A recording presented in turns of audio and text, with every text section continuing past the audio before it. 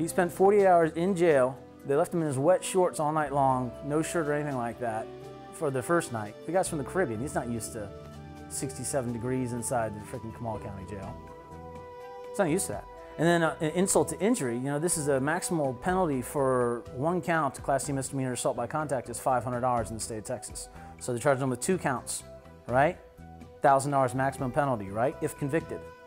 So bail was set at $700, which leads me to believe that that's the usual MO. You pay $700 fine or whatnot, you know, 6 months probation, it's done, right? They originally set the bail at $700. We go to pick him up. INS puts a hold on him, says we're not releasing him. They won't tell us why, when all they wanted to do was see his passport and visa to make sure he got in the country legally. That's all they wanted. But no one at Comal County Jail would put us in contact with anybody in INS who could do anything. You know, they're like, it's out of our hands. INS put a hold on him. We're like, well, give us a number to contact someone at INS. They give us a generic 800 number. So then, you know, you call the number and we can't get anyone to do anything about it, or even just to tell us what they want. You know, it might have been just as easy. Maybe we could have gone down and seen somebody, you know, if they would have let us actually speak to somebody, but they didn't. Meanwhile, we can't get an answer as to whether or not the judge is going to go see him or what's the process for that. It's a Sunday, after all. Now, you know, so he spends the first night there, so he ends up spending the second night there. Finally, on Monday, we get a hold of INS people who say, we just need you to come down to San Antonio and show us his passport and visa, which we did, not a problem. And they lift the hold, and we go back to bail him out, thinking it's going to be $700. The judge, the city judge, has raised the bail to $2,000. Why? You know, I asked the people at the jail, did he cause any problems in the jail? Or did they change the charges? No, they didn't change the charges. He didn't cause a problem in the jail. So why are they raising the bail from $700 to $2,000? And I think that was out of malice because, you know, on Monday morning we called every government official we could in the city to say, you know, what the hell's going on? What are you guys doing down there? And the judge's office included. Essentially what we wanted to know from the judge is whether or not she was going to go see him, because each time we called the Comal County Jail to say, you know, what's going on, when are you going to go see him and tell him what he's been charged with and when can he have counsel, we can never get a straight answer. And from 1 hour to the next we call back and they'd say, oh, the judge has already seen him. Oh, the judge is just going to talk to him on the phone. Oh, the judge is going to see him tomorrow. Oh, the judge is just going to have him deported. You know, that's the answers we would get. So finally we got the $2,000 down to him and, you know, they let him go. We don't hear anything for another 2 months. Then all of a sudden, Tricia gets a letter in the mail from New Braunfels, city of New Braunfels, which is just simply a check for $2,000. So then we have to contact the attorney and say, you know, did they drop the charges? Why are they sending us $2,000? And after a week or so, he finally hears back that yes, they dropped the charges. And so now we move forward with the expunction. But, just messy. And even worse, the thing that really got me was they sat him on a stool in handcuffs in front of everybody, and they would take people by him to take their statements. I don't know how the legal system works, but you can't have a guy arrested there and then walk by and go, okay, now what did he look like? Probably like the guy that you got arrested over there. And then once he was arrested, it was just one roadblock after another. You know, we try to help our friend out. We make calls. It doesn't work. You call one person, he tells you the wrong thing. You know, we did everything we could to get him out, and nobody would even help. You know, here's this poor guy up in the States, you know, for the first time, and he's. It was something that you would hear about that happened to somebody in Guatemala or Mexican jail. I mean, he really. Yeah, it was just miserable, horrible. Tristan's intelligence. He's mild. He's meek, not in a bad way. I know people well. I'm a physical therapist. I treat patients every day. I mean, you get to read people fairly quickly because you need to tell them what to do and how to help them get better. But that's not Tristan at all. Tristan called me sir the first time he met him, and I guess I'm an older man, but he would never do that. He would never do that.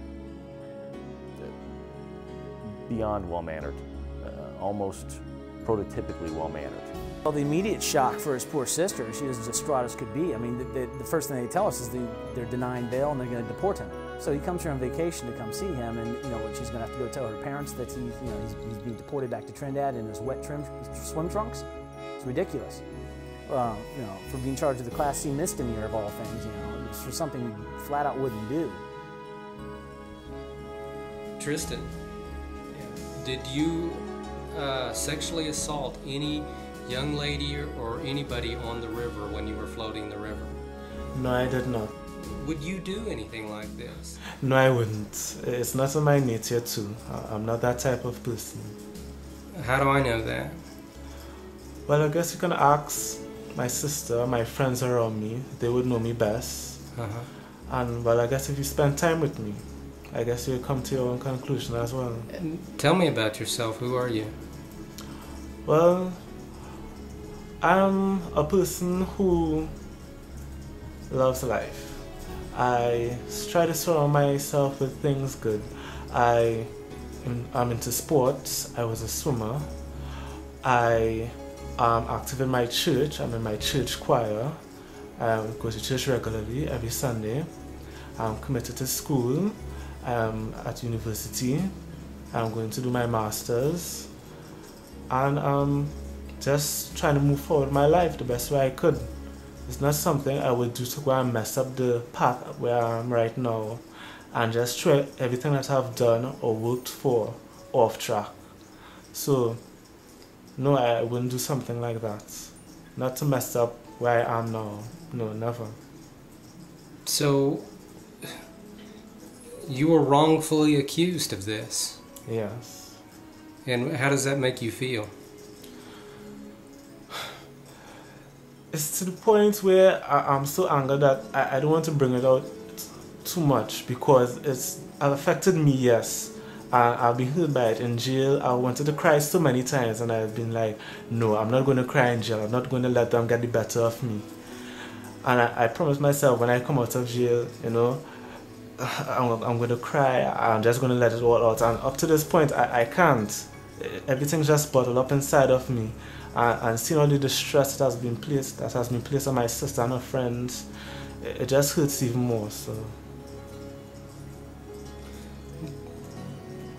tell me about your sister. Tell me how this has affected her. My sister, like me, she is deeply devoted to her religion. She is involved in the church, has been for a long period of time. Seeing her go through this, she is also a student. She is doing her PhD and she has her work to do and she has this to deal with me as well. And I see how it has affected her when she comes home, the work she has to do, the calls she has to make. She's calling lawyers, she's spending, it's an expense on her as well, or the calls she has to make, the driving she has to do, take me here to there, the lawyers' fees and everything. And I could see how it has affected her emotionally. You know, when she takes phone calls, sometimes, you know, she has to go inside and talk. Well, she was in tears. I mean, she was practically in tears that whole weekend, from the moment of seeing you handcuffed for no reason. Yes, because when I was handcuffed, I saw her at the side of the road. I actually had in her arms and my friends comforting her. So I was in jail just imagining how she felt. And that was bringing me to the brink of tears as well. And I just know this has been really, really hard on her. I just want to thank her for, you know, supporting me and being there for me. This is something that shouldn't have happened. It shouldn't have.